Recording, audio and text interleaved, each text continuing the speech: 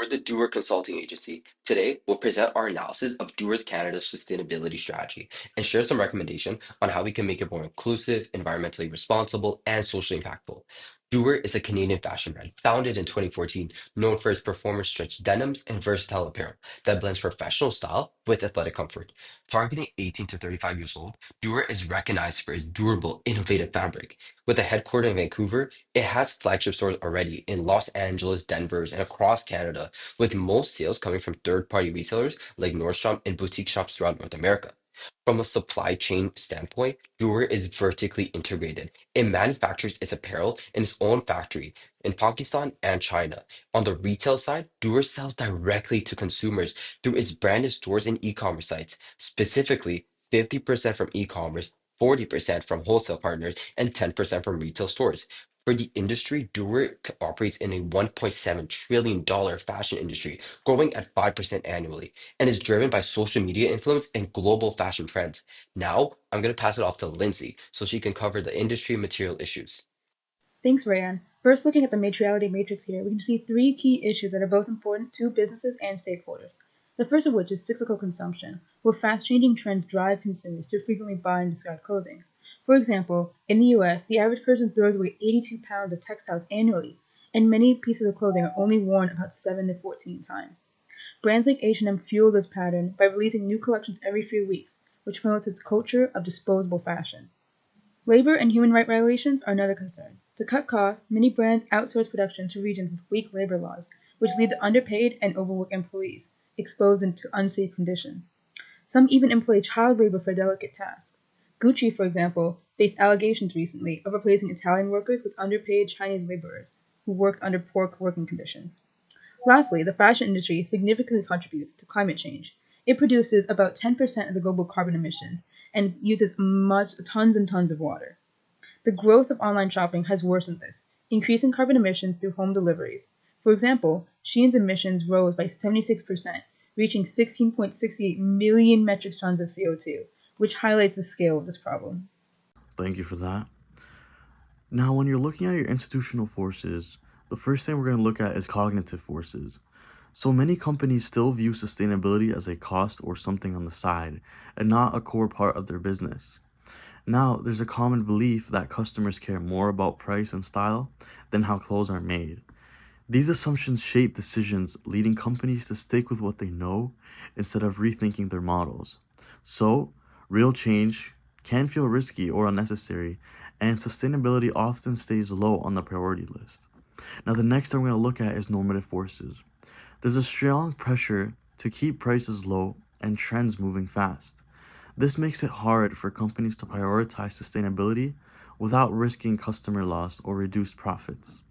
Leaders in the industry often focus more on growth and market share and not on long term social or environmental goals.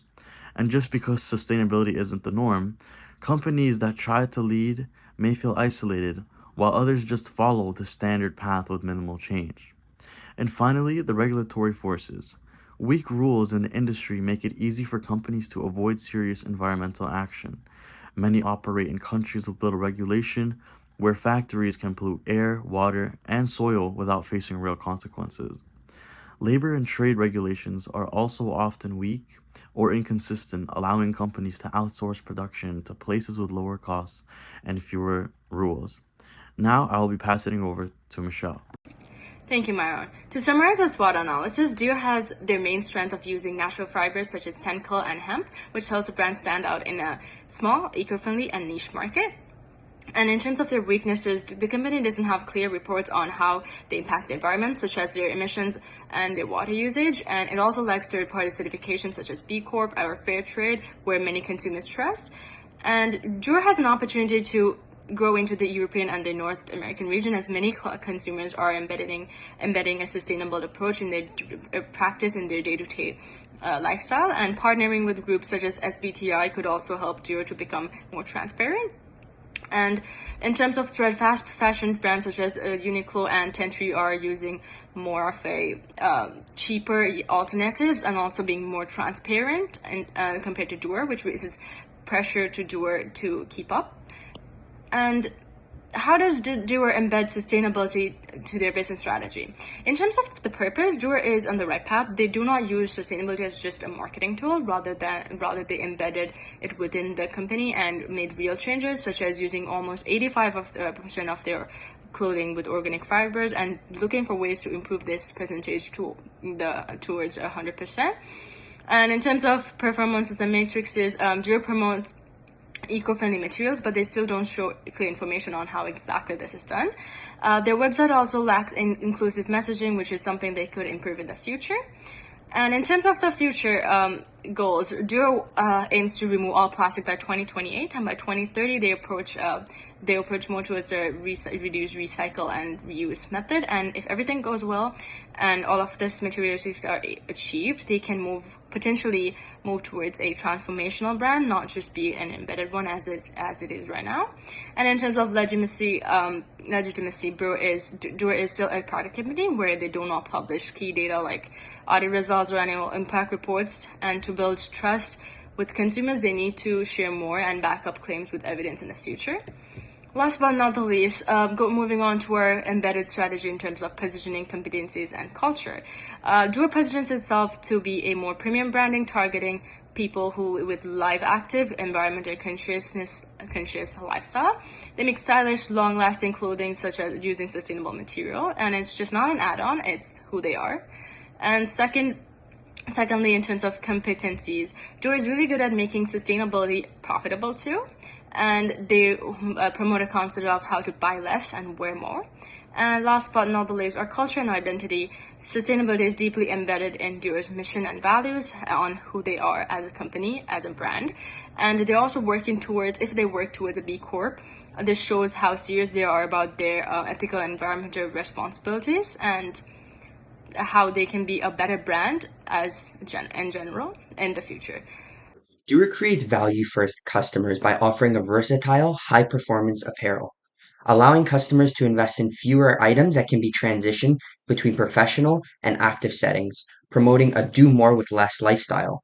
To further support its customers, the brand writes an online blog to connect with its audience, offering clothing care guides and fashion advice to encourage mindful consumption and long-term use. A key part of Duer's value proposition is its repair service program, currently offered at its Vancouver retail location through a partnership with Spruce Circularity. This service provides tailoring, alterations, and repairs, giving life to worn garments. Through this program, Duer has reduced its operations costs by 1.4 thousand per month, cut down 6.1 tons of CO2 emissions in a single quarter, and diverted 113 kilograms of textile waste from landfills. To further increase value for consumers, Duer could expand its repair services to all retail locations, either by partnering with Spruce or collaborating with local repair providers. Additionally, implementing a trade-in program would offer consumers store credit in exchange for gently used clothing. These items would be refurbished and resold at a discounted price, giving them a second life and reinforcing Duer's commitment to circular fashion. Duer creates value through a pre-sale production model called Next. Instead of producing inventory based on projected demand, Duer creates a product prototype and introduces it to customers during a 3-week promotional campaign. The prototype only proceeds to full production if it gains enough interest and pre-orders. This helps minimize excess inventory, reduce waste, and it allows customer demand to shape the production directly. It's also much faster than a typical 6 to 8 month production process, instead only taking 4 to 12 weeks. Unfortunately, Duer lacks transparency with the production of its apparel. So, to create further value, Duer must increase accountability through its supply chain. One key improvement would be publicly disclosing its supplier list and fabric sources, giving consumers better insight into the origins of their clothing. Additionally, Duer could introduce a sustainability report to share progress, practices, and future plans. By setting clear goals and timelines with measurable benchmarks, the company can hold itself accountable and demonstrate genuine commitment. Duer is very engaged within their community through the Creator Series, showcasing local artists and their connection to Duer apparel and Uncuffed, a lifestyle blog with clothing care tips, fashion advice, hiking guides, and spotlights on local businesses near Duer stores. These platforms help build a more personal, community-driven brand identity. Duer also adds value through its partnerships, such as its collaboration with the Canadian Sports Institute of Calgary, which supports high-performance athletes. As part of this partnership, Duer hosts pop-up events where athletes receive personalized denim fittings, creating a meaningful connection between the brand and the athletic community. To expand its community impact, Duer should broaden its partnerships beyond CSI Calgary by working with national and global organizations focused on sustainability and wellness. A practical next step would be collaborating with local NGOs and social enterprises in cities such as Toronto, Vancouver, Los Angeles, and Denver, using Duer's retail stores as community hubs for events and campaigns, which would deepen their local connection. Duer's competitive advantage lies in integrating sustainability into its brand identity. While most fast fashion brands focus on rapid production and trend-driven items, Duer emphasizes durable, eco-friendly products. This strategy not only attracts consumers willing to pay more for quality, but also builds long-term brand loyalty. Premium pricing is another key strength. Unlike competitors who might sacrifice qualities to keep costs low, Duer's commitment to high-quality, sustainable materials justifies their high prices. Consumers value the ethical approach and long-lasting quality, making them more likely to invest into Duer. Additionally, Duer's innovation sets them apart. By developing fabrics like stretch denim and no sweat, Duer secures a first-mover advantage, reinforcing its leadership in sustainable denim. The brand's ongoing commitment to innovation ensures long-term market leadership. Finally, Duer's integrated strategy is crucial. By embedding sustainability, premium pricing, and innovation into its core identity, Duer builds a resilient and consistent market presence. This strategic approach not only strengthens brand loyalty, but also positions Duer as a definitive leader in sustainable denim. Now let's look at how Duer compares to its main competitors. We have fast fashion brands like Zara, Levi's, and Gap that focus on affordability and quick trends, while Duer offers durable and sustainable products that appeal to eco-conscious consumers. Athletic and outdoor brands like Columbia and Patagonia focus on performance and technical fabrics, but lack Duer's casual denim versatility. Duer combines style with comfort, suitable for both everyday and light outdoor use. Duer's unique position arises from combining sustainability, performance, innovation, and practical style. While competitors might excel in one area, like fashion or athletic performance, Duer integrates all these aspects to create a dynamic brand identity. Now let's look at how Duer compares to its main competitors. Duer's core competencies are rooted in its ability to integrate sustainability to its entire supply chain.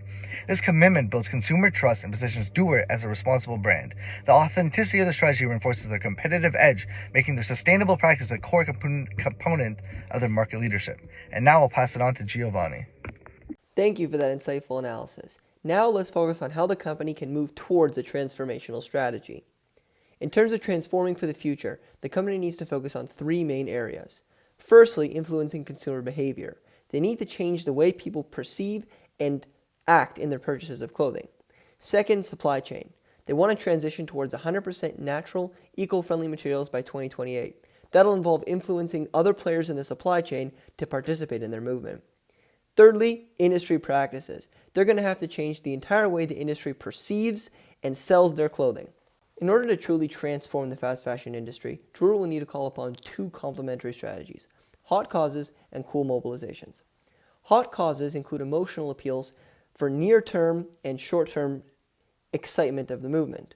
For example, hot causes could include informing people about the terrible environmental effects of fast fashion, or shedding light on labor exploitation in the value chain. Consumers are overwhelmed by these things and are motivated to join the movement. Cool mobilizations involve ways to incentivize long-term pattern changes of behavior. These could include promoting care and repair of products rather than just throwing them away. It could be offering discounts and incentives for people to reuse or recycle their clothing, or even changing the way they design their clothes to offer timeless, durable pieces instead of things that are meant to be worn once and thrown away. A few examples of strategies Duer could use to be able to spark hot causes and cool mobilizations are on the slide here. They include pricing innovation, campaigning, transparency, circular economy initiatives, and digital storytelling. Using a systems thinking approach, we can break down the fast fashion industry to try to understand why these things are happening. At the very top of the iceberg, we have events. These are things that we can see. For example, high textile waste in the industry, labor exploitation in the supply chain, and overall low demand for sustainable fashion. Moving one level down the iceberg, we see the patterns of behavior that reinforce these events. For example, high dependence on cyclical and trendy clothing styles rather than timeless styles. Garment factories have little oversight and well-being of the workers in the supply chain, and synthetic materials are used much more because of their low costs. Moving one level further down, we can see the systems and structures that reinforce these patterns of behavior. For example, efficiency and profit are the main drivers of what goes on in the supply chain. There's very little regulation on the externalities that are produced by customers, so people have no consequences for over-consuming. Outsourcing of legal and moral responsibility is also a factor here, because companies can use outside suppliers to influence their own business, but don't need to take on any of the moral responsibility that goes on with what those suppliers do behind closed doors. Finally, at the very bottom of the pyramid, we see the real motivator of everything, which is the mental models that drive the systems. Here, we can include things like fashion trends driving constant consumer purchasing, consumers viewing clothing as disposable and overlooking the textile waste that they produced. We also see low costs being a functional or foundational mental model of people's purchasing decisions, and low wages being seen as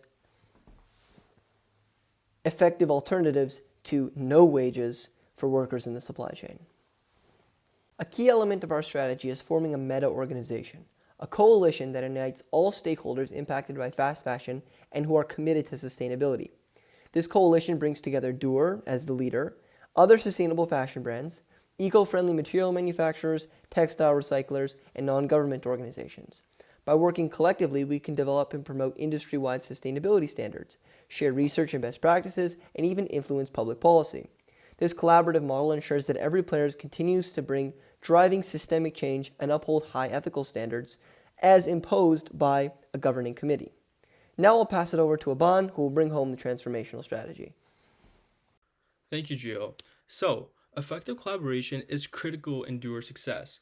Duer will use digital collaboration tools such as online platforms that enable real-time communication and strategic alignment to keep its network connected. Regular stakeholder meetings will promote direct dialogue between suppliers, brands, recyclers, and consumers, and independent review committees and transport reporting structures will track key performance metrics, ensuring accountability and continuous improvement. This governance framework helps Duer's coalition stay agile and focused on shared sustainability goals. Moving on, Duer aims to rebuild the logic of the fashion industry from the ground up, shifting away from disposable, high turnover models towards one that prioritizes quality, durability, and ethical practices. By addressing both surface level trends and deeper systems driving fast fashion, Duer is laying the groundwork from the industry wide transformation.